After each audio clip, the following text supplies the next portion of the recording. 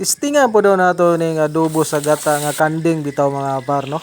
Kini nga luto mga par mag first time gyud na akong buhaton ba.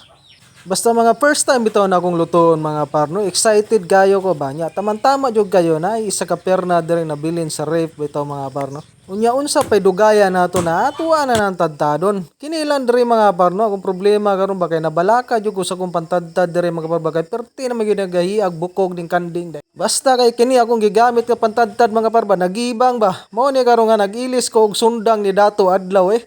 Unya kini nga sundang mga parno bisan pag unsa kagahi nga bukog ba dili gyud ni siya magibang. After 72 hours mga parno nahiwa ra gyud nako ang kanding ba. Ako na lagud taon ning gidagko-dagko ang tawag hiwa ang taon kay murag maluoy na medyo ko sa sundang gyud.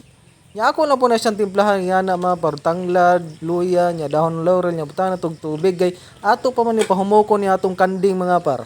Maghiwa lang po dayon tawag panggisa mga par no. Naara simple ra kani atong mga lamas na gamiton diri mga par.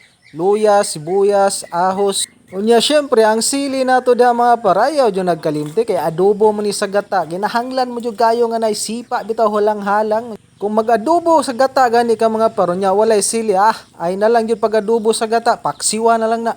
Unya kay naa man ta sa bukid nagpuyo mga par dili kita man problema diri og panggata bitaw. Kay naa may daghang lubi sa silingan mga par mamuwak ra man ta.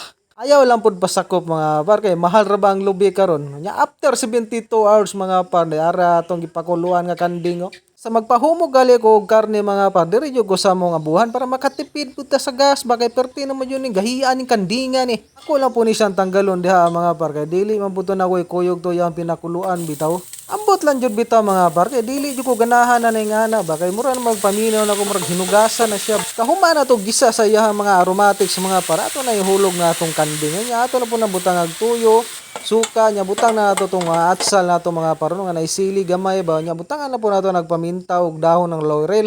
Unya tama-tama lang po ang tubig mga par nya butangan nato og asin gamay. Nya butangan lang po nato isang pampalasa bitaw mga par. Ingani man jud ko magluto mga par no wala na proseso ba sabay-sabay na ginata ng ingredients na kay mausar man na sa og lasa. Unya pag humana nato mix da mga par ato na ihulog na atong gata nya ihabulan po yun nato na og sili mga par. Unya pagkahuman nato ng takluban mga par para muhumok pa ba. Nya butangan po nato nagasukal gamay kay para na bitaw para mabalance po ng lasa niya mga par ba niya. Ato lang po nang butang cornstarch bitaw para mulapot. Tapos ang pinakalasa to ibutang mga par kanang sangig bitaw mga par kaila man siro man humot kay na siya sa luto mga par labi na bitaw sa mga gata bitaw. Unya unsa pa may dugaya na to ani mga par yung sandok na tawag kanon dire kay naluto naman niya atong adobo sa gata nga kanding mga par Unya first time ba yan ako makatilaw og adobo sa gata nga kanding mga par kay kadalasan ako matilawan ani caldereta ra man gyud. Dili man pud ko makaingog dili lami kay pagkaon na ganiha pati lagi bukog lagi mga par ako ang gisupsup sa kalami oy. Kung makaon palagi ang bukog mga par giapil na akong tulon oy. Unya maora po niya ako ma-share nga video sa inyo mga par no. Pila ra pag istorya oy. Kaon sa ako.